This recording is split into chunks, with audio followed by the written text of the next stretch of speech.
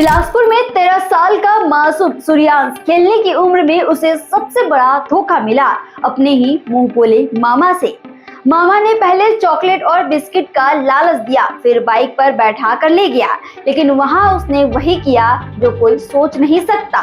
ताबड़तोड़ 10 बार चाकू से वार किया। 13 साल का बच्चा खून से लथपथ जमीन पर गिर पड़ा, लेकिन असली हिम्मत देखो, इस छोटे से बच्चे ने मरने का नाटक किया। वो बेहोश होने का दिखावा करता रहा ताकि हमलावर उसे मरा समझकर छोड़ दे, और सच में हमलावर उसे झाड़ियों में फेंक कर भाग गया।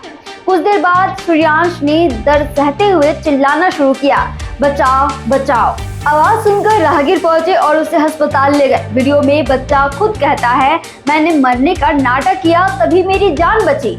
आज सूर्यांश जिंदा है, लेकिन सवाल यह है, आखिर कौन है ये कंस मामा और 13 साल के मासूम पर इतनी बेरहमी क्यों? छत्तीसगढ़ से जुड़े और अपडेट्स के लिए आप देखते रहें वयम छत्तीसगढ़।